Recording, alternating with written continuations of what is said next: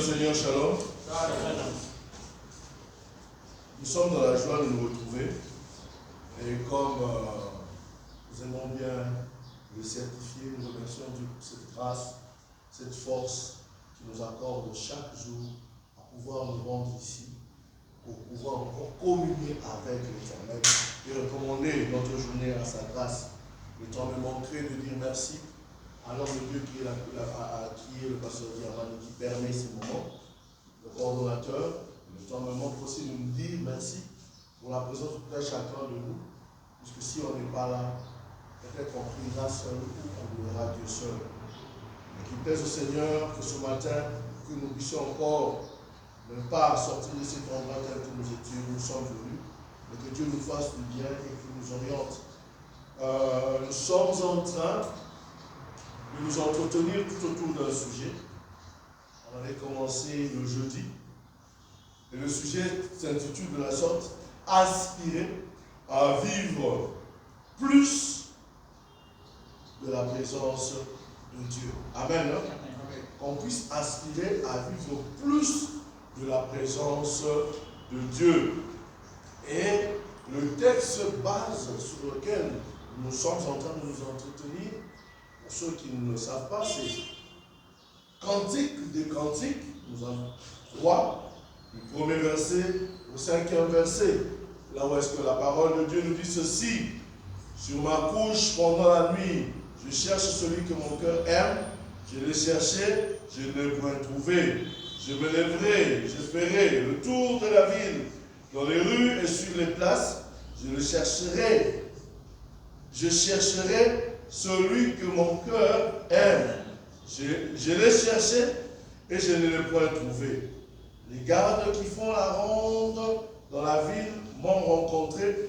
Avez-vous vu celui que mon cœur aime?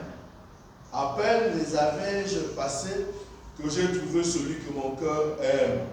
Je l'ai saisi et je ne l'ai point lâché, jusqu'à ce que je l'ai amené dans la maison de ma mère, dans la chambre de celle qui m'a conçu. Je vous conjure, filles de Jérusalem, par les gazelles et par les biches des champs, ne réveillez pas l'amour avant qu'elle veille. Amen, amen. Et depuis tout ce temps, la manière dont nous sommes en train de peindre le tableau, on se rend compte que, selon le Cantique des Cantiques, l'adoration et l'amour sont intimement liés et se manifestent comme une quête passionnée, persévérante de la présence divine. Amen.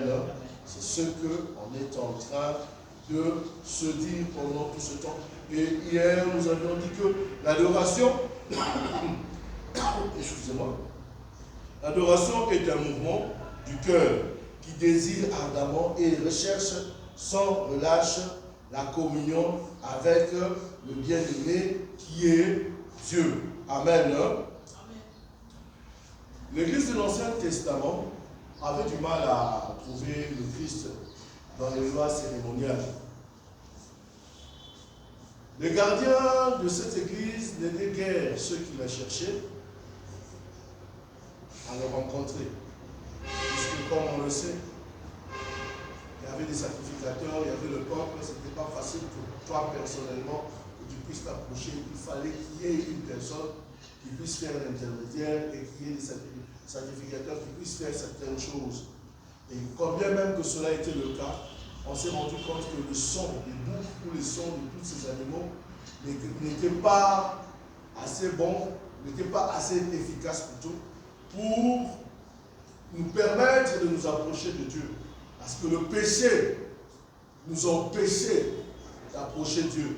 Et comme je l'avais dit, c'est via l'œuvre de la croix, se sont répandus sur la croix, que Dieu nous a purifiés et que Dieu a permis que tout un chacun de nous, de manière personnelle, puisse s'approcher de lui. Amen. Que tout un chacun de nous puisse s'approcher de lui. Il n'y a plus question qu'il y ait un sacrificateur qui fasse ceci ou cela, non. Et chacun de nous peut s'approcher de lui. Chacun de nous peut parler avec lui. Chacun de nous peut l'adorer, peut le louer. Les gardiens de cette église de départ, c'est ce que je suis en train de dire. Et nous nous sommes rendus compte que quand on a fait la lecture, la Sunamite cherchait pendant la nuit, celle qui l'aimait. La nuit est une période, pendant la nuit, il fait tellement froid, il y a l'obscurité, il y a de la somnolence et l'appréhension des choses spirituelles. La nuit. Au-delà de toutes ces choses, lorsqu'on est mal à l'aise, on se sent malade, on est souffrant, on fait de faibles efforts pour obtenir le confort de la communication, de la communion avec Christ. Et surtout quand on est nouvellement converti, ou quand on se dit être habitué aux choses de Dieu. Souvent, on se dit, ah, je vais chercher cette communion-là. Je viens seulement, je suis là, j'écoute et je parle, sans fournir l'effort nécessaire à la quête de cette passion de l'amour de Dieu. Et vous voyez que par moments, ces efforts sont vains. Le croyant est alors incité à redoubler des efforts pour encore chercher la face de Dieu. Voilà pourquoi il y a un serviteur de Dieu qui disait ceci: vaut mieux chasser le diable là où est-ce qu'il n'est pas que de le laisser là où est-ce qu'il est. Parce que quand tu ne le chasses pas ou quand tu ne pries pas pour une situation quelconque, certaines choses resteront telles quelles. Le statu quo ne va pas changer. Et il est important de chercher Dieu pendant ces moments. La Sunamite cherchait Dieu pendant la nuit, cherchait son amoureux pendant la nuit, puisqu'il voulait être avec lui. Et on dit, il le cherchait où? Il le cherchait dans les rues, sur le chemin. Et ce chemin semble impliquer le moyen de grâce dans lequel le Seigneur doit être recherché. Oui, il y a plusieurs endroits, plusieurs chemins qui peuvent nous permettre à trouver Dieu. Voilà pourquoi on nous dit que quand vous vous retrouvez entre chrétiens, entretenez-vous par des psaumes, par des hymnes, témoignez, louez Dieu. Ces choses permettent que vous soyez toujours dans la proximité de l'Éternel, de Dieu. Pourquoi? Parce que vous avez soif, vous avez besoin de lui. Et la parole de Dieu nous dit ceci. Dieu dit que si vous me cherchez de tout votre cœur, je me laisserai trouver. Il se fera trouver. Dans Jérémie 29, 13. Et Jean 6, 25 dit ceci. Jésus leur répondit, vraiment, je vous l'assure, si vous me cherchez, ce n'est pas parce que vous avez compris le sens des signes miraculeux. Non, c'est parce que vous avez mangé du pain et que vous avez été rassasiés, que vous le cherchiez. Chercher implique que vous devez faire un effort quand vous cherchez quelque chose. Et la recherche est aussi une activité que nous devons développer. Et que quand nous cherchons Dieu, hier nous avions attaqué un premier point. Nous avions dit que les personnes qui cherchent Dieu, ils doivent être dans une quête inlassable de son amour. Ça, on a tenté de parler tout autour de ça. Et aujourd'hui, on va essayer de parler de quand on cherche Dieu, il faut la consécration et la retenue. Hormis ça, quand on cherche Dieu, il y a l'appel à la révérence et au respect des choses de Dieu. Par rapport au premier point, qui était ce qu'on était en train de développer hier, la quête nécessaire de l'amour de Dieu, on a beaucoup parlé tout autour de cela, mais on dira encore ceci. Si vous cherchez, ce n'est pas parce que vous avez compris, c'est ce qu'on a dit tantôt là. Mais ce qui m'a plus intéressé, c'est que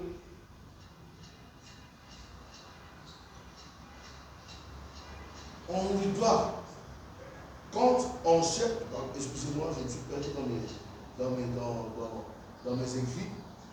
Quand on cherche Dieu, on le trouve aussi par le moyen de l'adoration. Parce que comme on l'a dit, on l'adore en esprit. Et on a dit que Dieu est esprit, ceux qui l'adorent doivent l'adorer en esprit et en vérité. Et l'adorer en esprit signifie que l'adoration doit parvenir par l'intermédiaire de notre cœur, de notre esprit, et non simplement des gestes. Tantôt on avait parlé de ça. On a aussi dit qu'adorer en vérité, c'est cette dimension de l'adoration qui implique que notre adoration soit basée sur la vérité de Dieu, telle qu'elle est révélée dans sa parole. Il ne s'agit pas d'une adoration fondée sur des idées, sur ce qu'on pense, sur ce qu'on s'imagine, ou à des émotions subjectives, non, mais sur la vérité objective de Dieu, ce que sa parole dit de lui, et ce que nous devons expérimenter dans notre vie. La relation avec le Saint-Esprit, l'adoration en esprit, est intimement liée à l'action du Saint-Esprit dans notre vie. Voilà pourquoi le Seigneur nous a dit qu'il était avantageux qu'il s'en aille, afin qu'il nous guide, et il va nous guider en tout, même pendant qu'on adore Dieu. C'est lui qui place les mots nécessaires. C'est lui qui nous révèle la vérité de la parole de Dieu par rapport à ce que nous sommes en train de vivre, ou par rapport à ce que nous sommes en train de traverser. Dieu nous aide le Saint-Esprit nous aide à adorer Dieu d'une manière juste et véritable. Voilà, et véritable. Voilà pourquoi il est toujours important de chercher à ce que le Saint-Esprit nous accompagne dans ce que nous sommes en train de faire, dans ce que nous sommes en train de faire. Parce que lui, il sonde le cœur de Dieu et il connaît ce que Dieu veut. L'adoration véritable, en somme, l'adoration en esprit et en vérité, est une adoration qui transforme nos vies. Oui, quand on adore Dieu en esprit et en vérité, ça transforme d'abord notre être. Ça transforme ce que nous sommes. Pourquoi? Parce que nous sommes en face de la vérité qui est la parole de Dieu. Et cette vérité-là commence petit à petit à nous façonner, à nous transformer à l'image de Dieu. Comme la parole de Dieu nous dit, et elle nous transforme de gloire en gloire à son image. Oui, quand on adore Dieu, ces choses se passent, cette transformation se passe dans notre vie. Pourquoi? Parce qu'il est question d'amour. Quand tu aimes quelqu'un, comme je l'avais dit, quand tu aimes quelqu'un, tu vas te plier à ses supplices. Tu vas te plier, pas ses supplices, tu vas te plier à ce que la personne aime. On ne le fait pas par force, non, mais on le fait par amour. Parce que tu aimes, tu donnes, parce que tu aimes, tu te plies à faire le plaisir de la personne que tu aimes. Oui, l'adoration là permet que nous puissions transformer nos vies. Cette adoration qui nous conduit à une relation plus profonde avec Dieu et qui le glorifie. Parce que quand on fait toutes choses pour Dieu, on glorifie Dieu. Adorer Dieu en esprit et en vérité, c'est l'adorer avec sincérité, authenticité et en accord avec sa parole, guidée par l'Esprit de Dieu. Amen, amen. Hein? Amen, amen. Amen. Oui. La consécration et la retenue. Lorsque la bien-aimée trouve enfin son bien-aimé, elle le saisit et refuse de le laisser partir, comme la parole de Dieu nous le dit, l'emmenant dans la maison de sa mère. Ce geste symbolise l'adoration comme un acte de consécration totale. L'amour qui aime cette recherche se traduit par une possession spirituelle où l'adoration ne veut plus jamais être séparée de la présence de Dieu. Oui, quand tu aimes, tu auras du mal. À chaque instant, à chaque moment, tu verras que tu ne peux que parler de ton amoureuse. Et quand tu adores Dieu, en vérité, tu verras qu'en tous les gens t'entendront seulement parler de la personne que tu aimes. Je me souviens quand, en étant encore jeune, là, tu te dis être amoureux. Tu aimes une personne. Tous tes amis sauront que tu es en train de courtiser cette dame-là. Tu es en train de solliciter à ce que ce marché-là avec cette dame puisse réussir. Mais nous, qui aimons Dieu, comment est-ce que dans notre entourage, par moment, on ne sait même pas parler de cet amoureux qui est Dieu vis-à-vis de nous. Nos amis ne savent même pas que tu es amoureux de Dieu, que ton identité, ton être, ta relation, c'est plus Dieu. Voilà pourquoi, bien-aimé, à chaque instant, quand tu es poussé par l'amour que tu as vis-à-vis de Dieu, tu deviendras sans te rendre compte évangéliste. Tu parleras de lui à tout chemin. Tu parleras de lui à chaque instant. Même regardons nous, les hommes qui sont mariés. Tu vas voir à un moment donné, tu es quelque part, tu dis, si c'était ma femme, elle n'aurait pas fait ça. Ou si c'était mon homme, il aurait agi de cette manière. Pourquoi? Parce que tellement que tu penses à la personne que tu l'aimes, à chaque instant, tu commences à chercher à présenter ton homme, à parler de ta femme. Et c'est ce que Dieu aussi attend de nous. Là où est-ce que nous, enfants de Dieu, nous sommes. Cantique de Cantique 3, 4 dit ceci. À peine je l'avais dépassé, je l'ai trouvé. J'ai trouvé celui que mon cœur aime.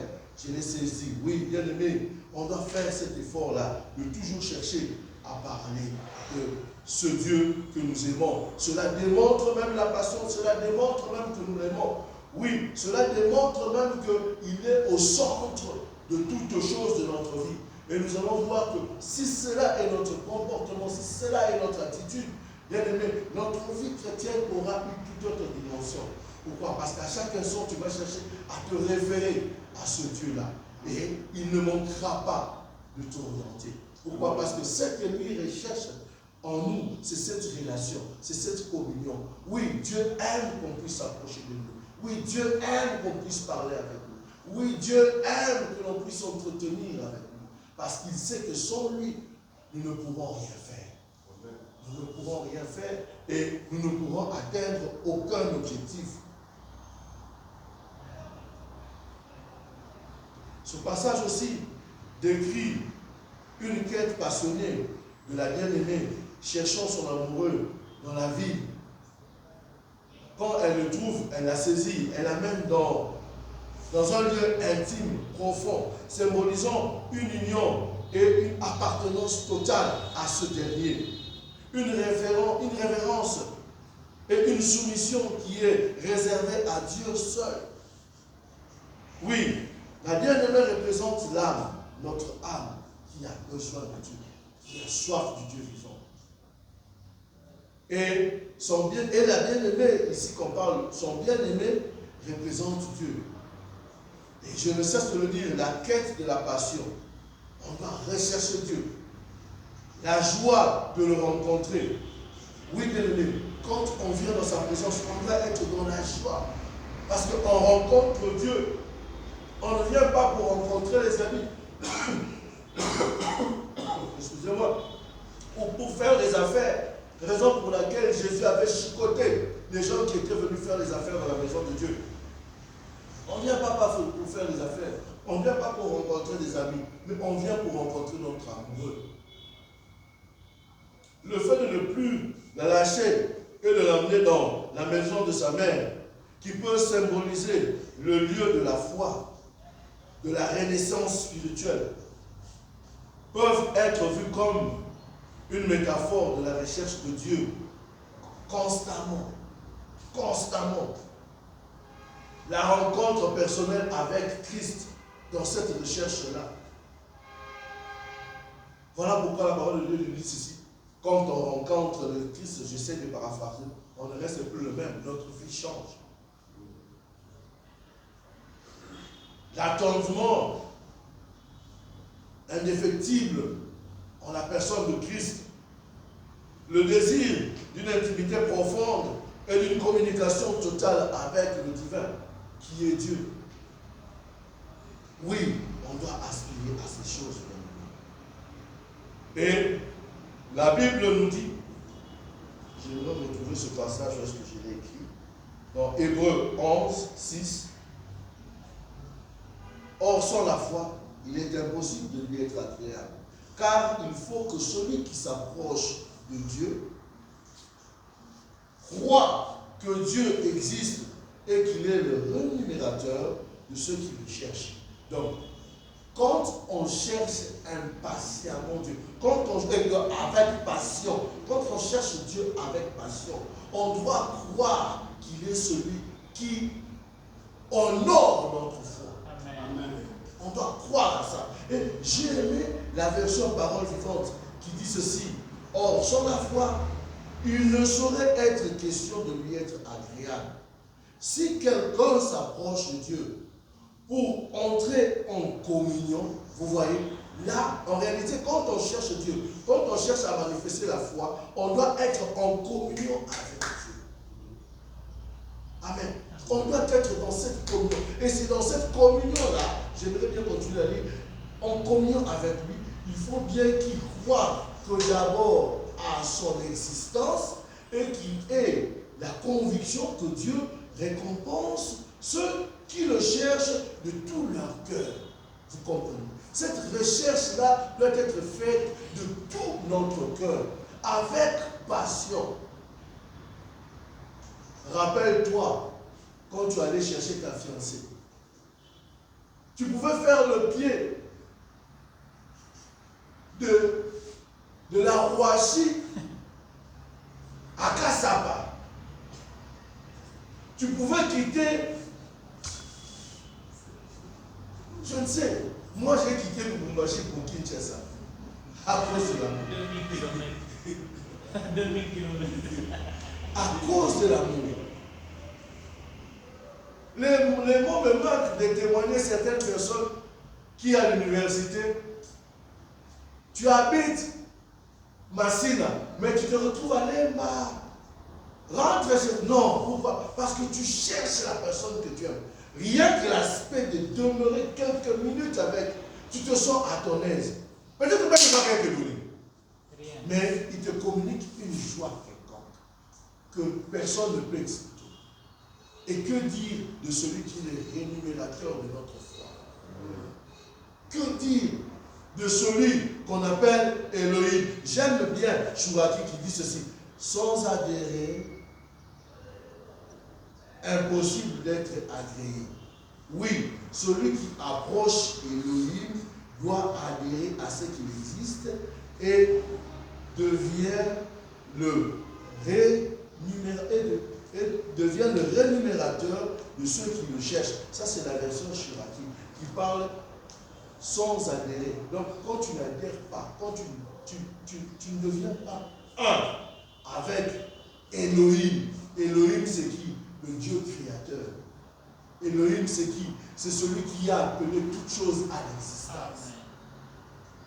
Et quand tu n'adhères pas, quand tu ne deviens pas un avec lui, crois-tu que tu pourras, par l'amour que tu crois avoir, ou le moment de communication que tu crois avoir avec lui, que tu pourras toi aussi exercer ce qu'il te demande d'exercer. Vous comprenez ce que la parole de Dieu nous recommande à faire ou de vivre? Je ne sais pas si je me fais comprendre. Et il y a encore un autre aspect qui est l'aspect que j'ai dit, l'appel à la révérence ou au respect de Dieu. Quand on essaie de lire Cantique des Cantiques 3:5, il dit ceci: je vous conjure, filles de Jérusalem, par les gazelles et les biches des champs, ne réveillez pas l'amour avant qu'il ne veuille. Ce passage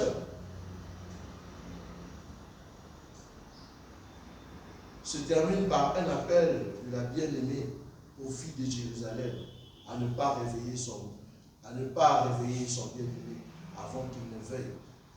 Ceci montre que l'adoration n'est pas simplement une affaire d'émotion, mais aussi de respect, de révérence pour la présence divine. Et nous, souvent, on perd de vue que quand on vient en ce lieu, c'est un lieu saint. C'est vrai, le voile a été déchiré, mais souvenez-vous que Dieu n'a pas changé. Dans ce lieu très saint que nous pénétrons, avant il n'y avait qu'un seul sacrificateur qui entrait. Et que quand cette personne n'était pas propice, quand cette personne n'était pas propre, qu'est-ce qui se passait? Cette personne mourait dans la présence de Dieu. Et comme les gens ne savaient pas entrer, qu'est-ce qui se passait? Le sacrificateur portait des habits dans lesquels il y avait des cloches. Pourquoi? Parce que quand il faisait le service dans le saint lieu, il bougeait. Et que quand on entendait ces cloches, on dit: ah, cette personne est encore vivante dans la présence de Dieu. Et la personne mouvait. Mais quand on n'entendait plus ces cloches-là, comme on attachait une corde sur ses reins, on essaie un peu de tirer On essaie de tirer. Ici, on entend que. Parce que là-bas, il fallait être silencieux. Si lui aussi il tire, il est en vie. Mais quand il tire, qu'il n'y a pas de mouvement, quand vous allez tirer la personne, on va trouver la personne morte. Pourquoi? Parce que la personne était dans la présence de Dieu et que la personne n'était pas propice devant Dieu. Et la personne trouvait la mort. Amen. Aujourd'hui, le voile a été déchiré. Est-ce que ce principe a changé?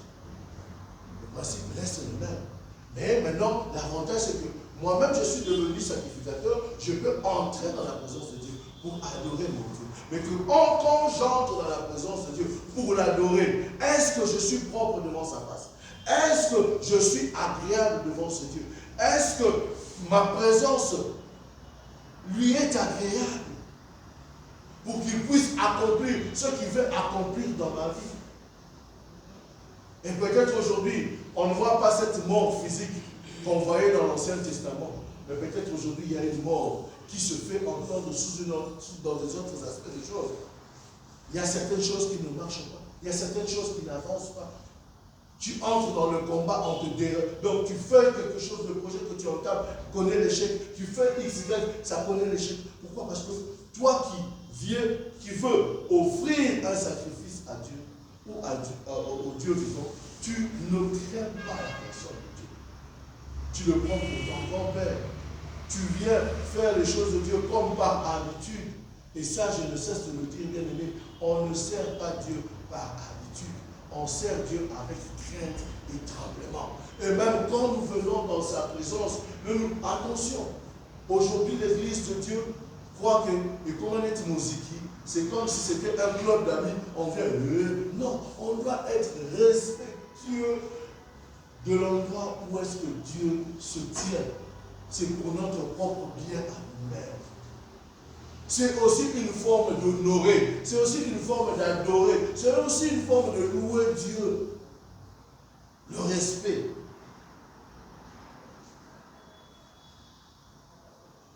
Et quand on respecte Dieu,